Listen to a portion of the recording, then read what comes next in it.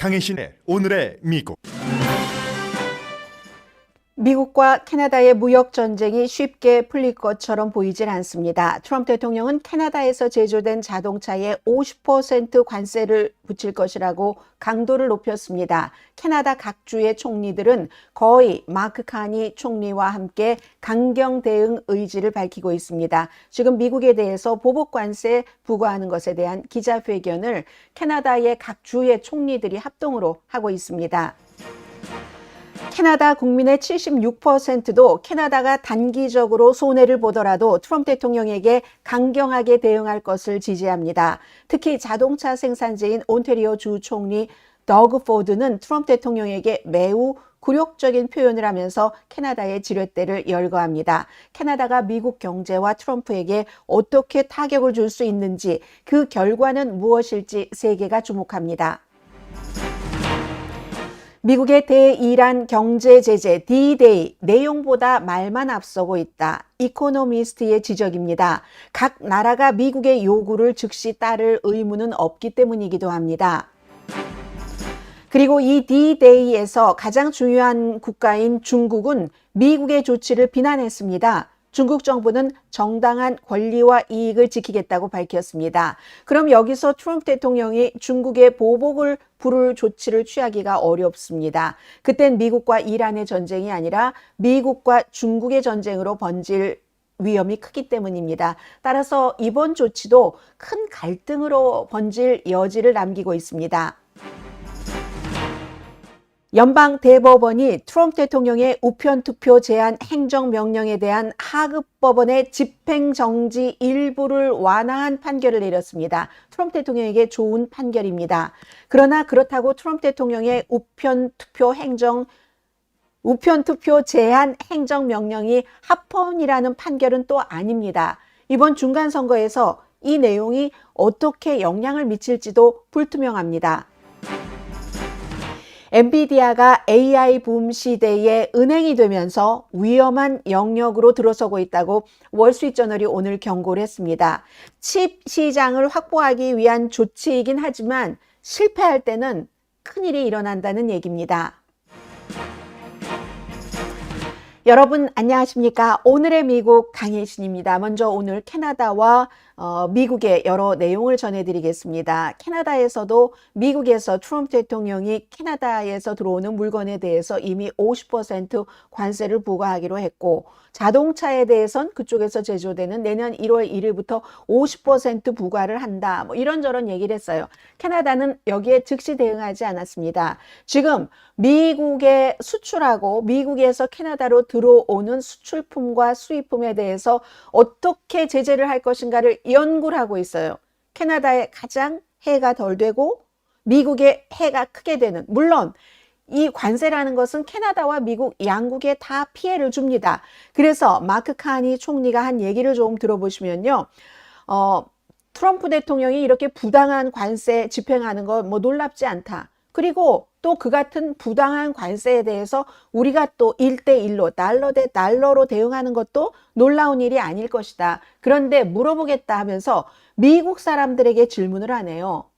But what message does that send to the workers in Michigan and Ohio and 미시건, Kentucky and Alabama? 오하이오, 켄터키 이런 데에 일하는 사람. 왜냐하면 그 사람들이 캐나다와 연관이 있으니까. Possible here. 이게 But it has to be one 그렇지만 that 상호 respects 이익이 Canada's 되는 합의는 가능하다고 여전히 문을 열어놓고 있죠. uses our complementary strengths to build something better, 좋게 하기 위해서. not tear apart for short-term gain. 그런데 이제 서로 단기적으로 뭔가를 찢어 없애는 그런 게 아니라서, 그렇다면 미국이 협상 테이블에 와야 되는데 그러면 우리도 간다? 그런데 이제 거기에는 미국이 이렇게 협상을 하고 하기 위해서는 우리의 독립성을 보장을 해야지 된다. 뭐 여러 가지 문화 뭐 이런 등등 그 문화에 따라서 캐나다 정부가 지원하고 하는 것도 없애라. 이걸 무역과 연관시키지 말라 하는 얘기죠. 서로의 장점을 보완을 하고 단점을 좀 상쇄시키는 이런 건설적인 합의라면 우리는 언제든지 거기에 간다. 단기적인 이익을 위해서 관계를 파괴하는 합의는 우리 하지 않겠다. 이게 우리의 제안이라고 얘기를 했습니다.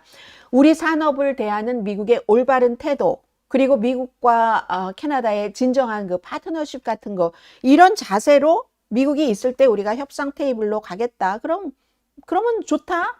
캐나다의 주권을 존중하라는 얘기를 맨 앞에 했죠. 요즘 얘기를 들어보면 모든 나라에서 미국에서 하는 얘기가 다 똑같습니다. 미국의 적국인 이란이나 미국의 동맹국인 캐나다나 미국과 무슨 문제가 생겨서 협상을 하고 합의를 해야지 될 때 우리의 주권을 존중해라. 우리의 독립을 인정을 해라. 우리의 독립적인 자세를 인정을 해라. 미국이 강하다고 너희 것만 내놓지 말아라 하는 게 지금 캐나다 총리의 얘기였잖아요.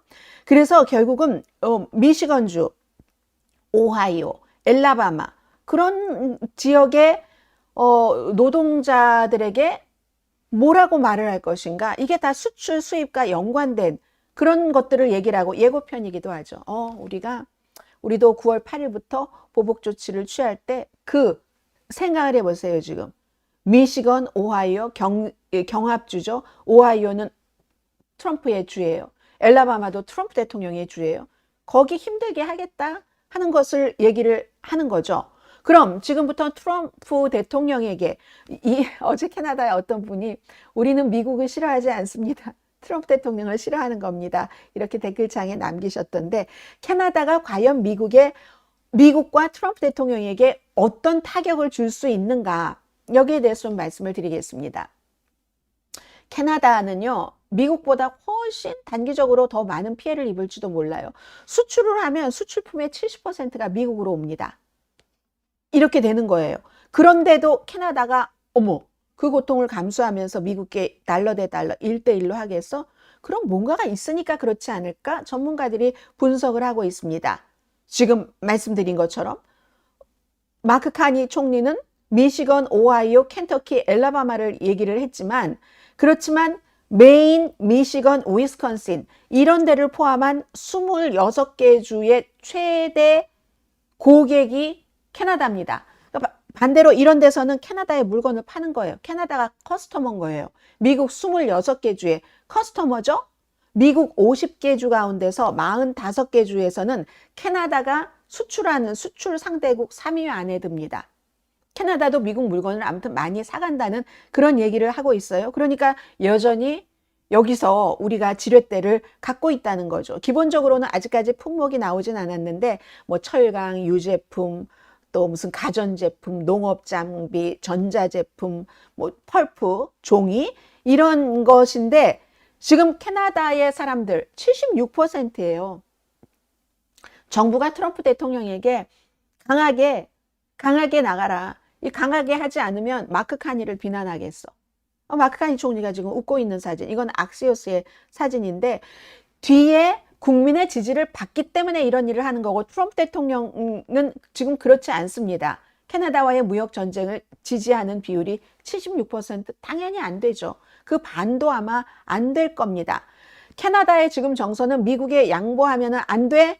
마크 카니 당신 안 돼. 하고 국민 정서만 그런 게 아니라 여기에 이렇게 온태리오 같은 자동차 산업이 아주 중심이 되는 더그 포드 이 온태리오의 총리는 사실은 굉장히 강한 이런 말들을 많이 하기 때문에 약간의 신뢰성이 떨어진다고 얘기하는 사람들도 있지만 쉽게 얘기를 그냥 팍팍 해주니까 트럼프 대통령이 처음에 그런 문제로 인기가 있었던 것처럼 뭐 더그 포드의 말이 맞네 이렇게 얘기를 하고 있잖아요. 트럼프 대통령 관세 위협을 하니까 어림도 없는 얘기야. 내 엉덩이에 키스 마이 애스. 이거 사실 좋은 얘기는 아니에요. 그야말로 뭐 끽소리 말고 그냥 내 엉덩이에 키스를 하라는 게 굉장히 모욕적인 거잖아요. 그런 얘기를 하면서 우리는 갖고 있는 게 너무 많다. 광물이고 뭐고 이렇게 얘기를 하거든요. 기자가 어제 물어봤어요. 그래도 다른 나라의 대통령인데 그 대통령에게 캐나다의 온타리오 총리가 그냥 말하자면 웃기지 마. 택도 없어. 뭐 그냥 너 따위의 요구 같은 거 들어줄 생각이 없어. 우리가 이렇게 강한데 하는 거잖아요. 거기에 대해서 기자가 물어봤어요. 이거 조금 심한 거 아니에요? 그 전체 총리 마크 카니 총리가 뭐라고 좀 경고하지 않던가요? 했더니 이 더그 포드가 Donald Trump could kiss your ass. Did the Prime Minister tell you to ask you to tone it down a bit? No, he didn't. 그러지 않았다고, 나에게 경고 같은 거 하지 He 않았다고. wasn't against that. And I have a lot of real estate on my ass, so he has a lot of room to kiss my ass. President Trump under 오히려 그 본인의 엉덩이에 부동산이 많으니까, 살집이 많으니까 트럼프가 뭐 키스를 할 공간도 많다 하면서 이 중요한 게 바로 이 얘기잖아요. to kiss my ass. President Trump underestimates us, and that's the biggest mistake. Underestimating your 우리를 과소평가하고 있다. 캐나다를 과소평가하는 트럼프가 가장 이게 캐나다에 대한 큰 실수다라고 얘기를 하는 거죠. 그렇기 때문에 내가 이렇게 뭐 내 엉덩이에 키스해 이런 모욕적인 말도 할 수 있다는 거잖아요. 에너지와 핵심 광물, 이로써 이제 미국과 캐나다의 무역 관계를 일반 사람들도 점점 알아가게 되는데요. 캐나다가 미국 천연가스 그리고 전기 수입의 대부분, 원유 수입의 60%를 공급한다. 이게 이제 캐나다의 자료예요. 미국도 원유도 수입하고 천연가스도 수입하고 많이 나서 수출도 하지만 지역 무슨 동선에 따라서 그러니까는요. 60%를 공급하는데 우리가 그 에너지 보내는 것을 중단하기를 원할까? 미국 사람들이? 이게 캐나다의 더그 포드 온타리오 그 총리의 얘기거든요. 물론 현재의 보복 조치는 아직까지는 결정되지 않았습니다. 그러나 그럴 수도 있다고 지금 얘기를 하고 있는 거예요. 지금. 그리고 캐나다가 비료에 쓰여지는 그 칼륨 염이요. 굉장히 그 중요한 공급국이기 때문에 포드 이 총리가 얘기하는 거예요. 트럼프가 그래 오일 없이 자동차 뭐 운행해 보길 바래. 칼륨 염 없이 채소와 과일 한번 길러보지. 캘리포니아주 같은 경우 농업주잖아요. 캘리포니아가 하이테크 엔터테인먼트주이기도 하지만 플로리다는 또 어때요? 또 트럼프 대통령을 지지하는 많은 주가 지금 농업주입니다. 지금 트럼프 대통령은 우리를 과소평가하고 있고 가장 큰 그 실수인데 이게 뭐 리튬, 니켈, 뭐 흑연 같은 핵심 광물도 우리 많다. 광물 수출 전반에서 물론 미국은 캐나다의 최대 시장이기도 해요. 그럼 캐나다도 수출을 못하면 피해를 봐요. 그렇지만 미국도 캐나다에서 그동안 가져왔던 것들을 못 가져오면 피해를 본다는 얘기입니다. 그럼 이건 이제 손에 잡히는 물질에 관한 거고 구매력에 관해서 캐나다가 미국에 할 수 있는 얘기들을 이렇게 얘기를 합니다. 경제적인 고통을 줄 수 있는데 지난해에 캐나다의 13개 주에서 아직도 11개 주에서 미국 주류를 수입하지 않습니다. 그것은 정치적인 결정일 수도 있지만 수십 년 만에 미국 와인 업계가 완전 무너졌잖아요. 문 닫고 포도 다 생산해내면 뭐합니까? 와인으로 만들어서 수출할 수가 없는데 미국산 와인의 캐나다 수출은 지난해에 대비해서 지금 78%가 줄어들었습니다. 그리고 뭐 증유류, 뭐 하드리커요, 뭐 위스키가 됐던 버번이 됐던 그런 것들도 비슷한 수치라고 하거든요. 지금 이런 하드리커도 캐나다 수출이 70% 이상 줄어들었다는 겁니다. 보이콧 때문에. 상당히 불만의 요인이 되죠. 그리고 이 부분에서 어제 제가 말씀드린 레이블을 다시 붙여야지 된다 이거. 레이블로 미국에서 캐나다가 꼭 캐나다에 뿐만이 아니라 다른 나라에도 뭐 이중언어로 아니 무슨 뭐 그게 규정이 있어요 법으로. 오래 그렇게 지켜졌지만 캐나다에 수출할 것을 다 이렇게 캐나다 언어로 해놨는데 그 캐나다에서 이렇게 보이콧을 하니까 그러니까 창고에 쌓여 있다는 거예요. 팔지 못하고. 지금 그 보이콧을 얘기를 하고 있습니다.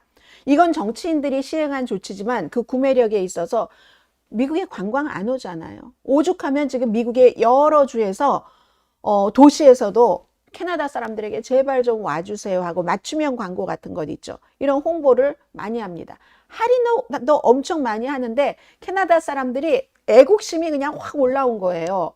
트럼프 대통령이 누르면 누를수록 안 가고 말지 내가 이렇게 되는 거거든요. 여기에 또 하나가 정치적인 압박이 있습니다. 캐나다가 쓸 수 있는 지렛대가 시기 이런 또 캐나다의 정치적인 의지 일단은 전부 마크 카니 주지사에게로 정치인이고 일반인이고 뭉치고 있는데 트럼프 대통령은 지금 지지율 보니까 33%죠. 뭐 이란 전쟁에 대한 지지율도 엄청 낮죠. 30%, 그건 한 31% 정도 될 거예요. 공화당도 많이 줄어들어서 지금 한 60 몇 % 정도만 이란 전쟁도 지지하고 이 캐나다와의 무역 전쟁은 더 많은 사람들이 지지하지 않습니다. 이런 정치적인 압박, 캐나다도 고통을 겪지만 미국도 고통을 겪습니다. 캐나다도요, 단기적으로 이제 트럼프 대통령이 50% 관세 시작했잖아요. 그러면 국내 총 생산을 0.3%에서 0.6% 성장 잃어버릴 수 있습니다. 그런데도 알아요. 캐나다 국민들도 지금 아는데도 강하게 나갑니다. 물론 이게 실제로 지갑에 올 때 어떤 반응일지 아직은 몰라요.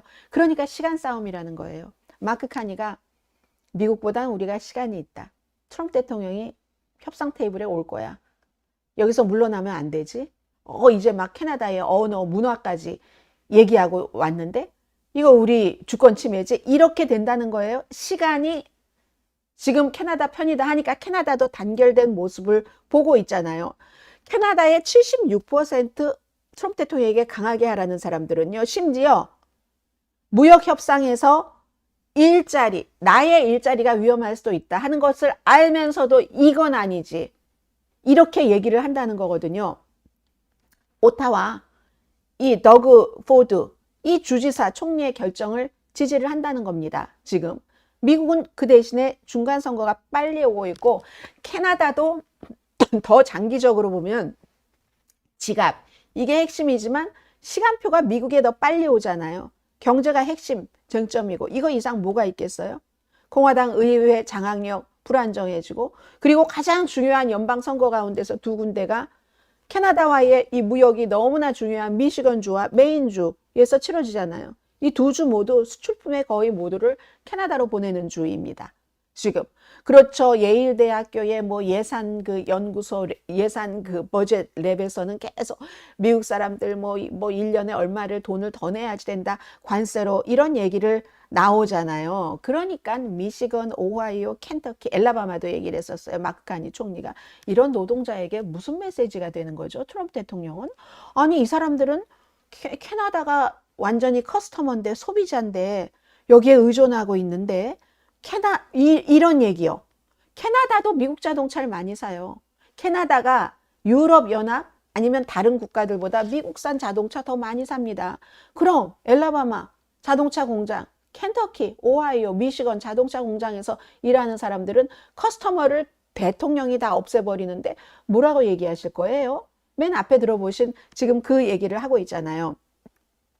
그리고 또 다른 브리티시 컬럼비아의 총리도 미국 방송과 인터뷰도 많이 해요. 어제 뭐 CNN과 인터뷰를 하던데 미국 소비자들이 여러 상품에서 앞으로 이 관세의 영향을 보시게 될 겁니다. 새로운 집을 짓는다면요. 합판 캐나다에서 수출하는 거 가격 올라갈 거고요. 바닥을 바꾸려고 하면은 베니어 합판이 필요하겠죠. 결혼을 한다면 꽃, 미국에서 다 꽃 하는 게 아니에요. 멀리 유럽에서도 오고 멕시코에서도 오지만 캐나다에서도 이제 자른 꽃 있잖아요. 그 전화 같은 거 많이 오죠. 낚시 간다면 낚싯대 가격 올라갈 겁니다. 미국 사람들에겐 정말 이상한 정책이에요. 트럼프 대통령은 처음에 이 관세가 다 다른 나라에서 문다고 했는데 다 미국 사람들이 물건을 살 때 내야지 되는 결국 미국의 트럼프 대통령이 미국 사람들에게 경제적으로 피해를 주는 아주 이상한 정책을 펼치는 겁니다. 브리티시 컬럼비아 주의 총리가 한 얘기예요. 자, 다시 이 더그 포드 온타리오 총리 얘기로 가면은 보복 조치가 우리는 공화당이 지배하는 미국 주들을 아주 구체적으로 겨냥을 할 겁니다. 미국 경제가 어떻게 하면 가장 심각한 고통을 느끼게 하는가 이런 방안을 할 겁니다. 그러니까 마크 카니 총리보다 이 더그 포드 온타리오 총리가 훨씬 말하자면 무슨 배드캅 뭐 이런 비슷하게 원래 성향도 약간 그렇지만 이렇게 강한 성향이라서 그렇다는 거예요. 나쁜 경찰이 아니라는 얘기고. 그래서 그 역할을 지금 하고 있는 거예요. 심지어 미국의 그 중간 선거에서요. 내가 이게 허락을 한다면 내려가서 선거운동하고 싶어. 미국에 가서 공화당과 트럼프 대통령에게 나쁜 결과가 나오는 캐나다주에서 남쪽으로 미국으로 내려와서 집집마다 다니면서 내가 선거운동을 하고 싶다. 이게 캐나다 이 온타리오 총리의 얘기고 캐나다 마크 카니 총리도 아직까지는 웃으면서 캐나다 국민들의 지지를 많이 받으면서 여기에 대항하고 있습니다. 그러나 그 문제는 남죠. 캐나다가 엄청 힘들 텐데 나중에 힘들어지면 그때 이제 단결이 이렇게 무너지잖아요. 근데 지금으로서는 단기적으로는 시간은 캐나다 편이다 하는 거죠.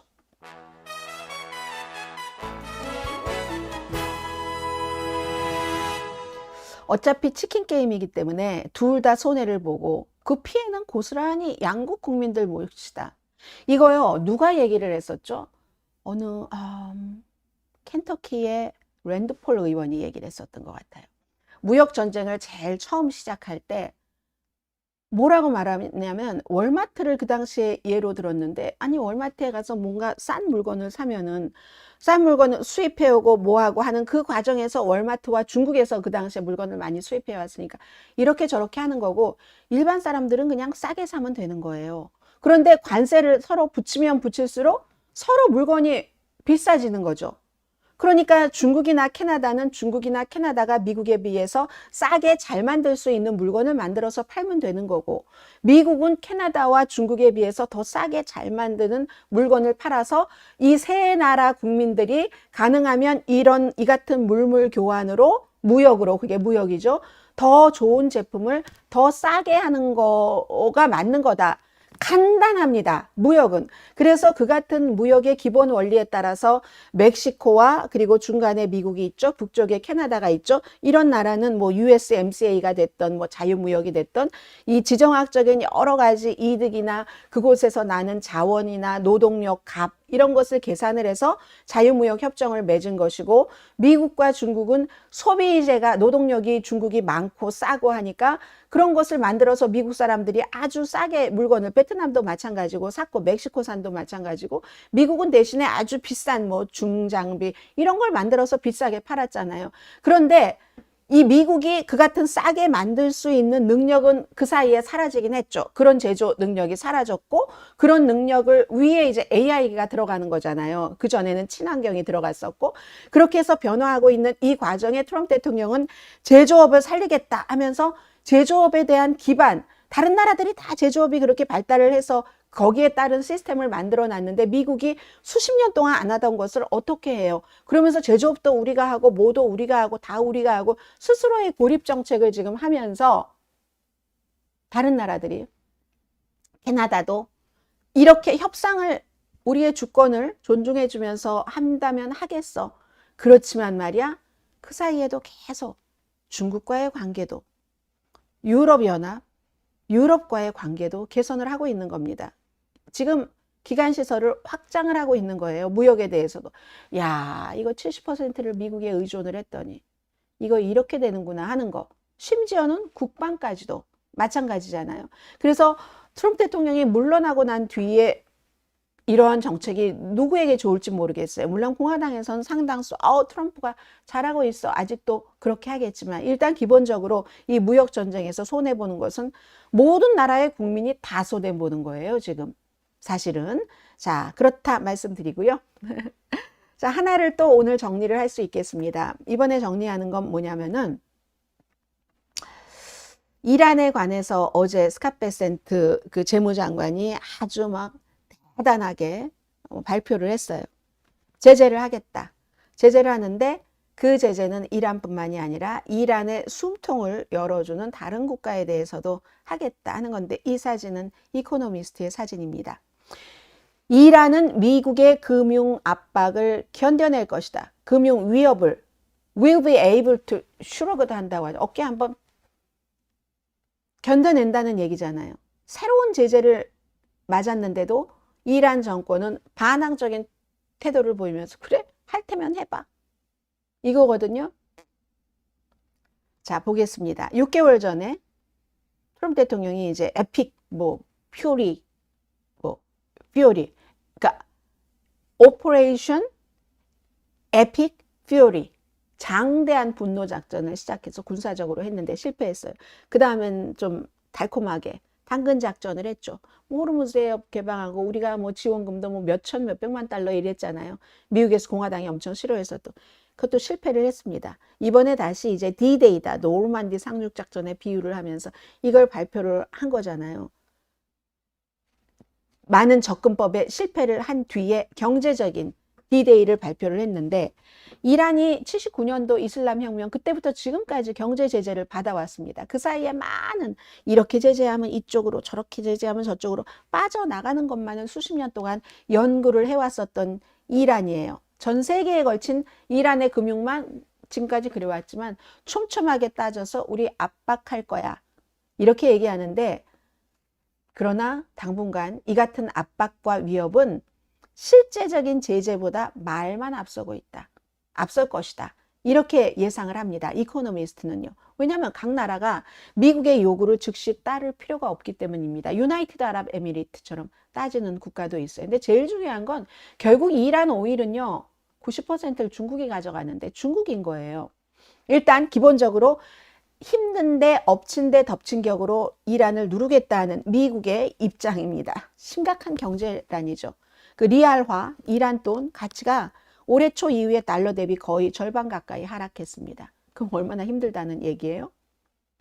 상당 산업 파괴됐어요. 실업률, 공식적인 실업률이 9.1%니까 그게 2023년 이후 최고로 높다고 하는데 실제는 이거보다 훨씬 많겠죠. 물가 상승률은 지난해에 비해서 88% 올라갔습니다. 인플레이션 미국 3.4% 갖고 심하다고 하는데 88%예요. 그러니까 이란 정부에서 사람들이 뭔가를 먹긴 먹어야 되잖아요. 식료품 바우처 이거 주기 위해서 돈을 찍어내고 있어요. 이란에서도. 그리고 호르무즈에 미국이 어쨌든 지금 막 봉쇄를 지금 하고 있잖아요. 이란 오일 수출하기 쉽지는 않습니다. 어제 베센트 장관이 한 얘기가 군인들이 봉급을 받지 못하면 무기 내려놓고 결국은 정권 붕괴로 이어질 것이다. 이렇게 얘기를 했어요. 그런데 이게 결국은 중국하고 유나이티드 아랍에미리트가 변수라는 얘기입니다. 여기서 제3국이 변수다라는 말은 유나이티드 아랍에미리트와 중국인데 어제 중국이라고 밝히지도 않았어요. 미국이. 제3국이 어떻게 아주 강렬하게 제재를 받을 거야 라고 했는데 왜 국가를 못 밝힙니까? 중국이 들어가 있기 때문에 그렇다고 봅니다. 저는 중국은요. 이란 전쟁 일어나서 미국이 지금 뭐 관세도 중국 때문에 한다고 하고 많은 중국이 적이라고 하지만 이득을 봤어요. 이란이 어디다 팔아야지 되니까 더 싼 값에 줬어요. 시가보다 배럴당 시장 가격보다 7달러에서 12달러까지 낮은 가격에 중국에 많이 줬어요. 그러니까 중국이 리저브도 해놓은 것으로 다시 정유해서 바깥에다 내다 팔고 해서 숨통이 조금 트여졌으니까 트럼프 대통령 중국 돈 벌어주면서 그리고 또 감사해야 된다. 뭐 중국에서 원유를 가져다가 정유해서 바깥에다 팔지 않았으면 오일 값이 더 올라갈 수도 있었으니까 이런 얘기를 하잖아요. 이란 원유 수출의 90%를 중국이 가져가는데 그런데 그리고 미국은 또 그 얘기도 해요. 중국이 지난해 이란 그 정권 예산의 거의 반 정도를 줬다. 이렇게 오일을 사가서. 그런데 왜 제재를 한다 하면서 중국 이름을 얘기를 못 합니까? 아랍에미리트는 이란에 이제 상품을 많이 수출을 하는 그 여러 가지 지정학적인 뭐 등등으로 해서 그래서 이란 전체 수입의 30%가 아랍에미리트로부터 옵니다. 거기서 사요. 그리고 또 하나가 금융이죠. 그림자 은행이라고 우리가 많이 얘기를 하잖아요. 어떤 뭐 섀도우 뱅크, 이 네트워크. 그런데 이 네트워크에 대해서는 미국이 계속 그거 주지 마 했고 드디어 이란의 어떤 공격을 받고 불과 얼마 전에 우리 이거 다 모든 무역하고 금융 끊겠다고 얘기를 했어요. 그러니까 어제 베센트 장관이 유나이티드 아랍에미리트는 훌륭한 미국의 파트너입니다 라고 칭찬을 했습니다. 그런데 그러면 뭐합니까? 결국은 중국이 움직여주지 않으면 이것도 이란에 대한 제재가 성공을 하기가 거의 불가능한데 중국은 미국이 건드리기 어렵습니다. 미국이 건드릴 수가 없는 국가예요. 지금 중국이 당장 얘기를 했어요. 미국의 이번 조치가 세계의 경제 성장과 금융 안정성을 해칠 위협이 있다. 그리고 우리는 중국이라는 국가는 우리 중국의 정당한 권리와 이익을 지키겠다. 우리의 권리와 이익을 지키기 위해서 할 수 있는 모든 일을 하겠다. 미국에 협조하지 않겠다는 얘기를 하잖아요. 그리고 이전에 미국이 중국에 대해서 어떤 겨냥을 해서 일을 했는데 중국의 큰 기업을 상대로 한 건 아니고 작은 무슨 찻잔팟이라고 하잖아요. 티팟, 정유, 무슨 산둥성 쪽에 쫙 몰려있는 그런 작은 뭐 이란에서 원유 수입해서 정유에다 파는 이런 데다가 제재를 하기는 했어요. 뭐 정유회사 무슨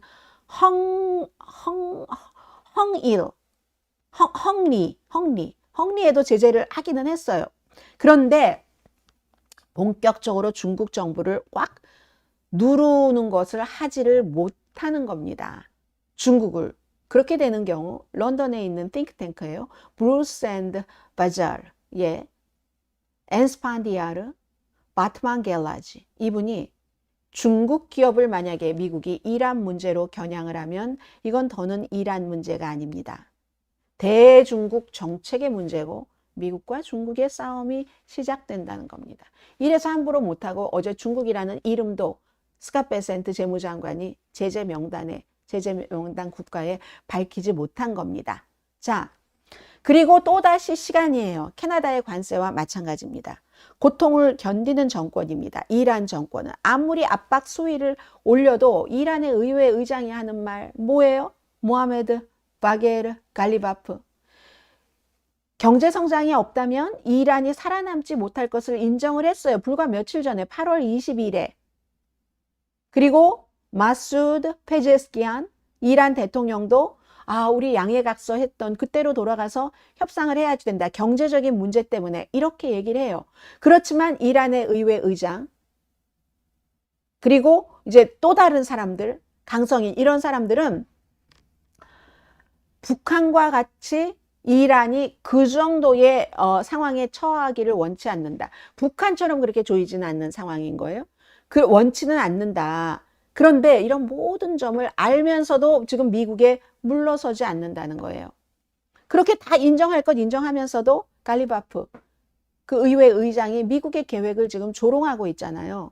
뭐 강경파인 또 다른 사람들도 트럼프 대통령이 이런 D-Day 이 경제적인 위협하는 거 선전선동이고 이건 인정하는 거다. 군사력이 영향력을 미치지 못했다는 것. 그런 것.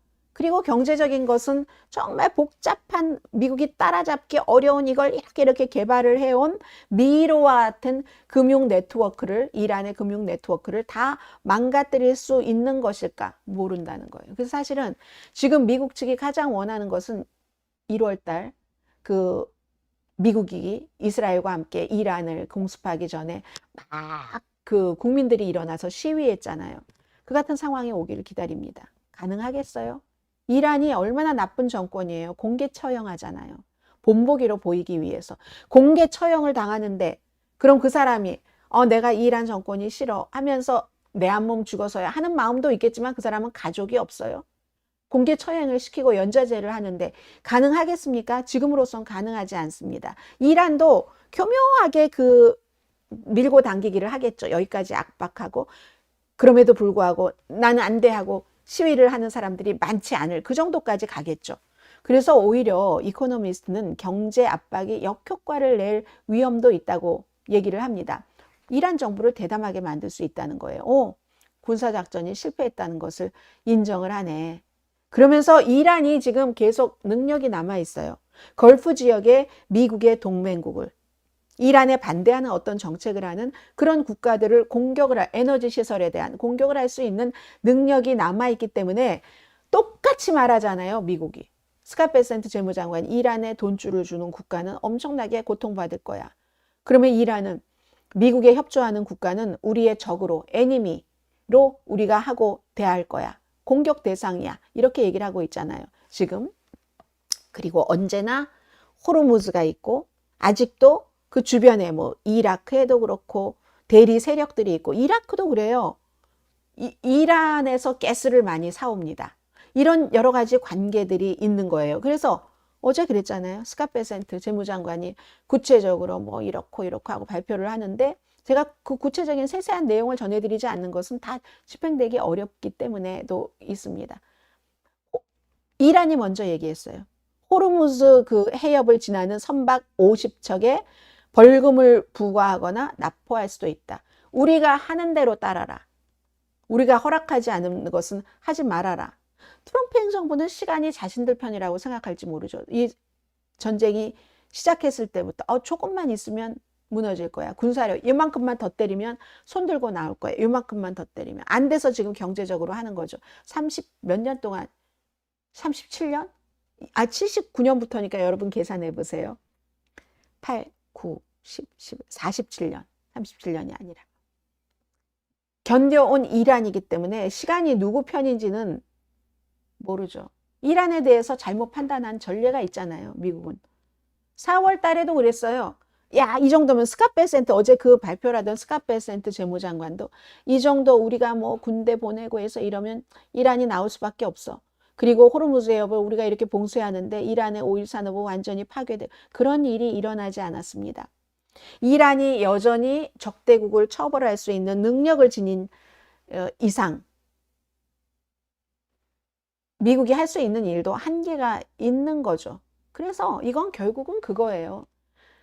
전면전을 피하겠다 하는 미국의 어떻게 보면 뭐 전략이라고도 볼 수 있고 몸부림이라고 볼 수도 있는데 오히려 역효과를 낼 수도 있다는 거죠. 이란이 조금만 자극받아도 옆에 팍 치고 이제는 중국까지 가만히 있지 않게 중국이 경고했다.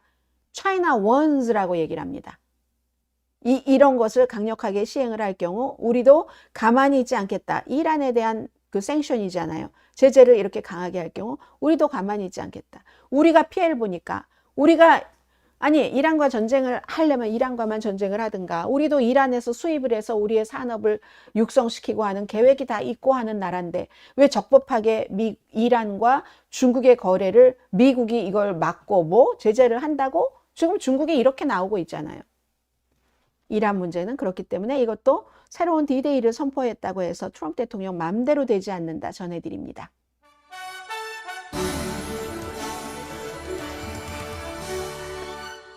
네, 중국의 희토류 때문에 트럼프 대통령은 눈치를 볼 거임. 희토류 없으면 무기도 못 만듦. 트럼프 대통령과 그 가족은 임기 끝나면 임기 중 번 돈을 모두 반납해야 할 것임. 이자까지 쳐서 미국의 세수가 엄청 늘어나겠다는데 그렇게 쉽게 뭐 하겠어요. 돈을 벌면서 뭔가 다 또 단속을 하지 않았겠어요. 정철호 선생님. 자, 이란 중동에서 한국도 80% 이상 오일을 사오고 있습니다. 이런 얘기를 지금 하고 계시고 미국이라는 나라의 국채가 어마어마하니까 그 빚 해결이 여러 우방 국가를 비열하게 찔러서 그 결과가 얼마나 효력을 보겠습니까? 이런 얘기를 하고 계시고 어쨌든 이스라엘 네타냐후 꼬임에 빠져서 트럼프 큰일이다 하는 얘기까지 하고 있습니다. 자, 미국 뉴스를 전해드립니다. 미국 뉴스가요. 이게 트럼프 대통령이 어제 조금 좋았어요. 해서 또 연방대법원 좋다 뭐 이런 그 소셜 미디어에 글을 약간 쓰던데 연방대법원이 완전히 6대3 진보 대 보수로 트럼프 대통령이 일단 이게 굉장히 복잡하니까 트럼프 대통령이 원하는 대로 판결을 내려줬습니다. 연방대법원은 우편투표 제한 행정명령에 대해서 하급법원에서 그거 집행 정지 가처분 했는데 이걸 아니야. 그냥 일단 시행할 수 있어. 그런데 이게 끝이 아니에요. 끝이 아닌 겁니다. 그래서 하나 꼭 우편투표 제한뿐만이 아니라 선거제도 변경하는 행정명령을 이제 연방 판사는 트럼프 대통령이 원하는 거를 해주지 않는 쪽으로 판결을 내렸는데 연방 대법원이 그 판결을 뒤집었으니까 트럼프 쪽으로 간 거예요. 일단 승리입니다. 트럼프 대통령에게. 그러나 법적 싸움은 끝나지 않았고 11월 선거에 이게 어떤 영향을 미칠지는 아직은 불분명합니다.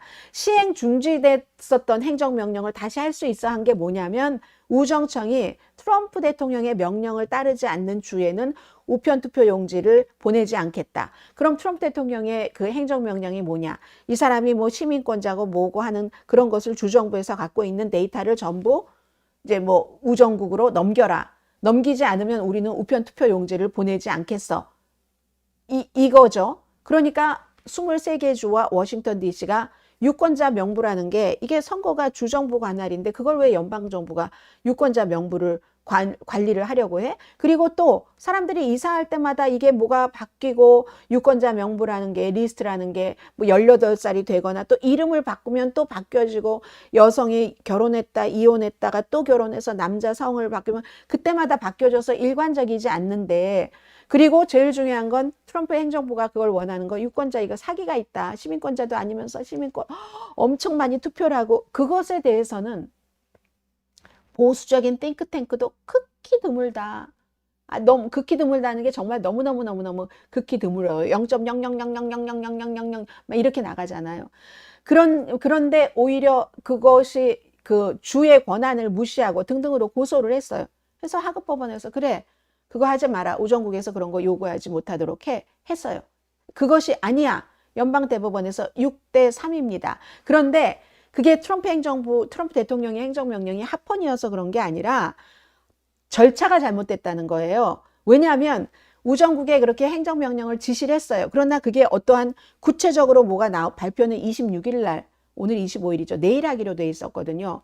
내일 하기로 돼 있고 일단 예고편만 냈는데, 예고편만 낸 상태에서 이렇게 주정부들이 소송을 한 것이 너무 빨랐다는 겁니다. 모든 소송은 피해가 있어야 되잖아요.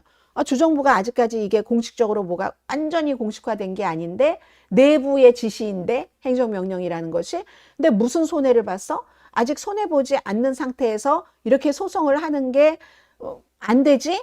이 내부 지시니까 의무적이 아닌 거잖아. 말하자면 원고의 자격이 부족하다는 얘기입니다.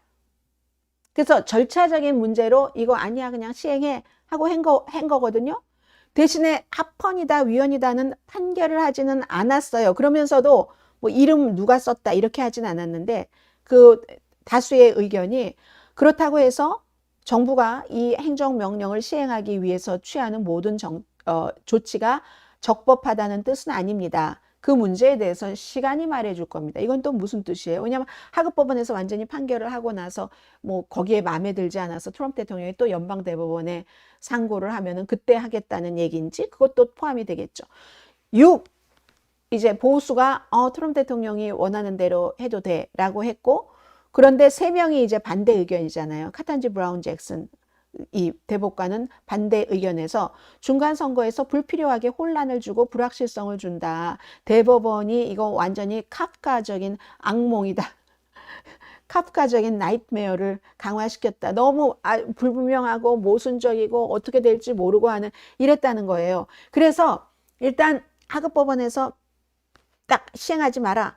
한 것을 시행을 할 수 있어 라고는 했지만, 그렇다고 뭐 우편 투표 용지를 뭐 보내지 않을 수도 있다는 건 아니에요. 그 명부를 주지 않는 주에는. 그건 또 아니거든요. 그러니까 결국은 원래 이걸 판결을 했었던 이 하급법원 판사가 아직도 판결을 해야지 될 여러 가지 일들이 있거든요. 그걸 판결하고 나서 시행을 될지 모르겠어요. 시행이 될지. 그래서 보스턴의 연방 판사죠. 인디아 탈완이 이 판사가 뭐 여러 가지에 따라서 지금 뭐 결정이 될 것 같고요.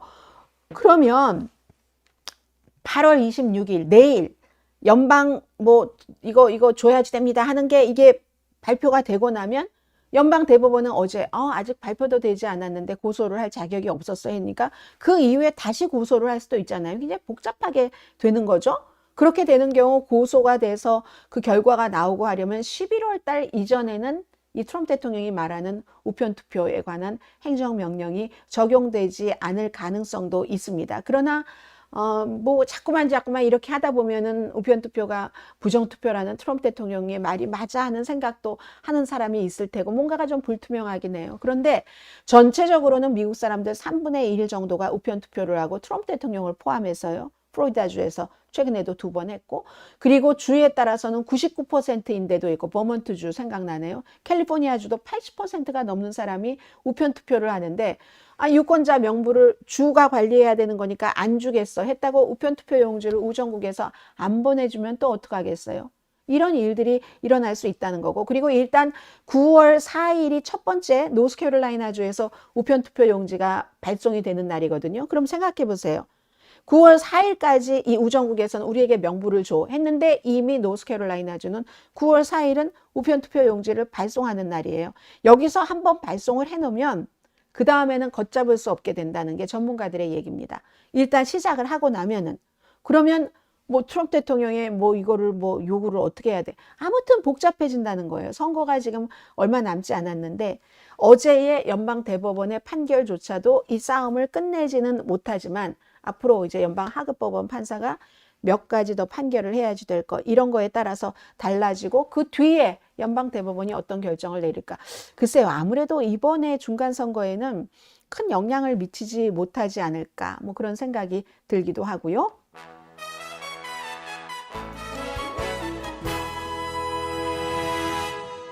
선거 후 트럼프 대통령보다 미국이 걱정됩니다. 뭐 이런 얘기를 해주시는 분들도 계시네요. 제니퍼 조 선생님이셨어요. 엔비디아를 조금 말씀드리죠. 엔비디아는 우선 한국 분들이 뭐 투자를 하시는 분들도 많이 계시고, 그게 지금의 미국이 또 이 인공지능이 없었다면은 참 어떻게 됐겠어요. 지금 여러 가지로 수세에 몰리고 있는데, 그래도 돈이 그쪽에서 돌잖아요. 계속 돈이 돌아서 어떻게 보면 이나마도 이렇게 유지가 되는데, 또 인공지능 그 업계에서 돈 돌리기는 엔비디아가 많이 합니다. 엔비디아가 뭐 꼭 한국 어디에다가만 투자한다 하는 게 아니라 호주의 어떤 회사, 미국의 어떤 회사 지금 많이 말하자면 돈을 꿔줘요. 그냥 꿔주는 게 아니라 돈 꿔주고 우리 거 사가라.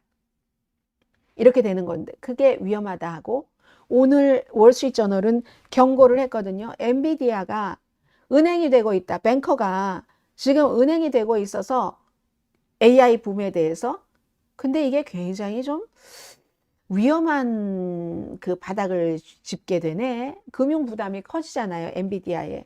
이 만약에 뭐 잘못되면 고통이 커질 텐데 엔비디아 자체의 고통도 커지고 그런 거죠. 그래서 이 기사를 조금 읽어드리면, 월스트리트저널 기사입니다. 엔비디아의 현재 재무는 굉장히 탄탄해 보이지만, 그래서 매출을 성장하기 위해서 은행이 되는 거예요. 내가 돈 꿔줄 테니까 우리 거 사? 다른 거 사지 말고 우리 거 좀 많이 사? 그런데 이게 심각한 고통을 일으킬 수 있는 위험이다. 인공지능 붐이 일어나고 지금 이제 한 4년쯤 지났는데 엔비디아가 이득 많이 얻었죠. 뭐 수천억 달러 이상의 이득을. 그러니까 계속 사람들이 이게 성장해야 되잖아요. 그러니까 칩을 계속 사도록 하기 위해서 자체적인 그 돈이 있는 거, 돈이 많으니까 이걸 지금 활용하고 있잖아요. 이 이해관계에 의해서. 그리고 어떤 경우 막 고객이 투자하는데 보증까지 쓰고 하는데, 오하이오주의 데이터 센터에 대해서 오픈 AI 무슨 뭐 임대 계약을 뒷받침한다 해서 뭐 1,000억 달러가 넘는 엔비디아가 이제 부담을 하고, 그리고 뭐 대형 자산 운용 회사 뭐 월스트리트과도 이게 연관이 있는 거예요. 최대 그것도 뭐 1,250억 달러. 새로운 모델로 엔비디아 칩을 사는 클라우드 기업 뭐 샤론 AI, 여기에도 뭐 49억 달러 이런 식이에요. 전부 뭐 2,300억 달러 규모의 보증을 섰어요, 엔비디아가. 그랬는데 호주의 신생 클라우드 컴퓨팅 기업 2곳과도 계약을 한 거 말씀드렸고요. 말하자면 지금, 그리고 나서 그냥 주는 건 아니죠. 거기서 이제 돈을 줘서 엔비디아 걸 사갔죠. 그리고 그 회사가 매출에서 이익이 생기죠.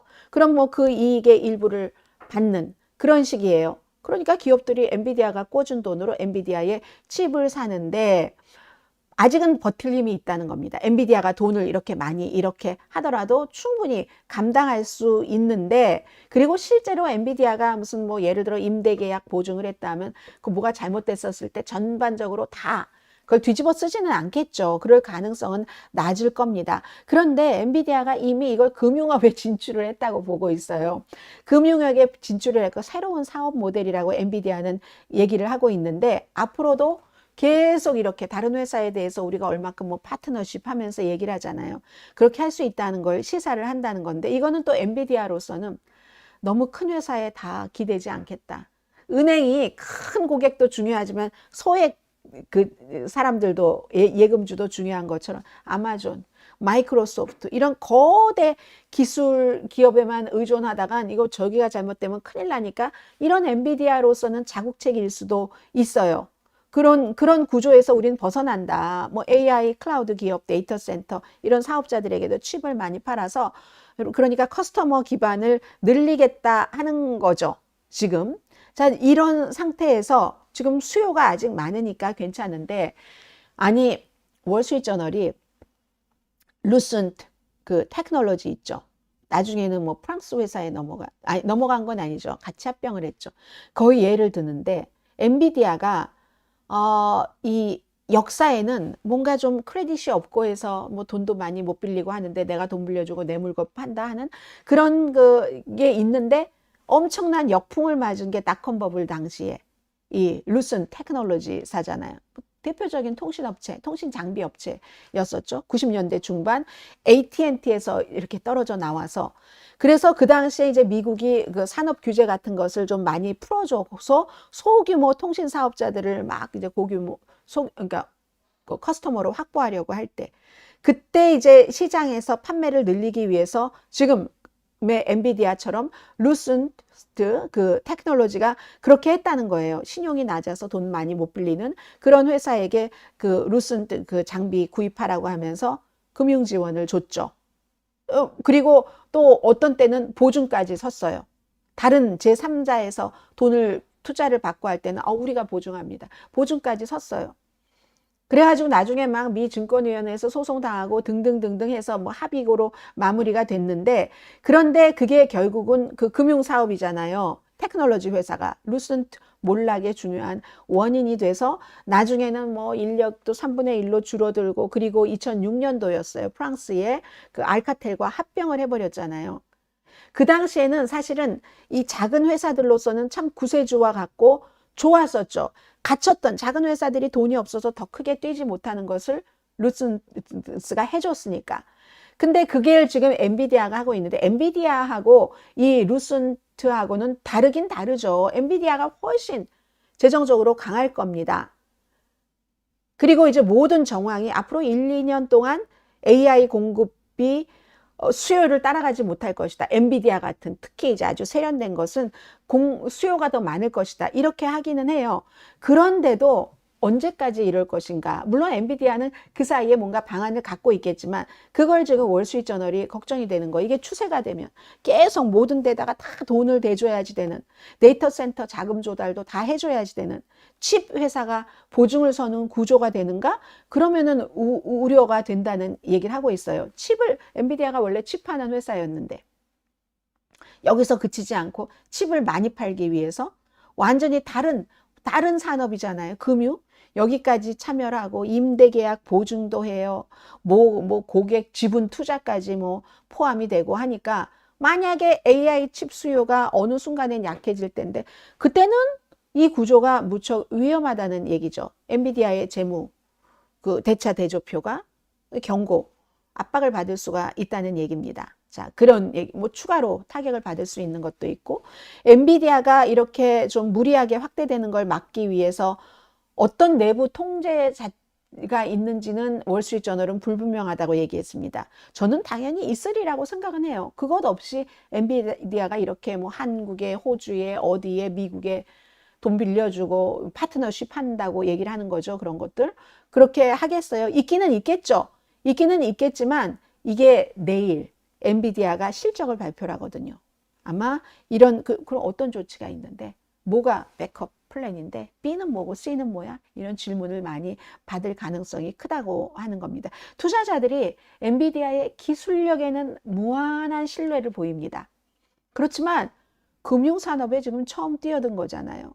물론 이 칩과 연관이 있는 금융산업이지만 이건 신뢰도가 낮을 수 있다는 거죠. 그래서 여기서 여러 가지를 읽을 수가 있겠죠. 엔비디아가 일단 이렇게 금융사업을 하는 동안 돈이 부족한데 크레딧이 없고 누가 믿어주지 않아서 돈을 구하지 못했던 때는 엔비디아라는 좋은 상품을 사면서 엔비디아에서 돈까지 꿀 수 있다는 이건 정말 그 작은 그런 회사에는 날개를 달아주는 것일지도 모르겠습니다. 그리고 엔비디아도 당분간은 그렇게 해서 확보하는 거잖아요. 커스터머를. 그런 딱 이렇게 되기는 되는데 나중에 뭔가가 잘못돼서 수요도 줄어들고 그 보증해준 회사가 뭔가가 잘못되고 이럴 때는 어떻게 되는가? 그럼 부도까지 떠하나요? 엔비디아가? 어느 정도? 그게 이제 핵심적인 경고죠. 엔비디아의 주식을 많이 갖고 계시는 그런 분들. 엔비디아의 성장성은 여전히 강하지만 근데 사람들은 지금 이제 GPU 판매량으로만 볼 수 없는 시대다. 이 얘기 아니에요. 오늘 월스트리트저널 얘기가 엔비디아 주식을 갖고 계시는 분들도 엔비디아의 칩과 판매량만 보는 게 아니라 엔비디아의 이렇게 금융업에 뛰어든 뱅커로서의 역할 이거 약점이 될 수도 있다 하는 것까지 봐야지 된다는 게 오늘 이 뉴스였습니다.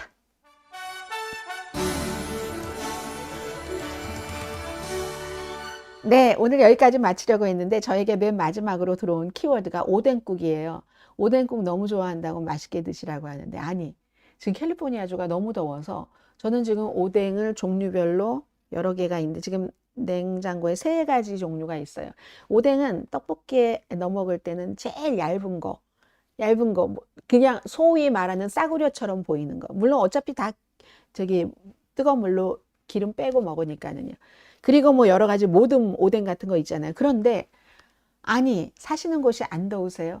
이 더운데 오뎅국을 드신다고요?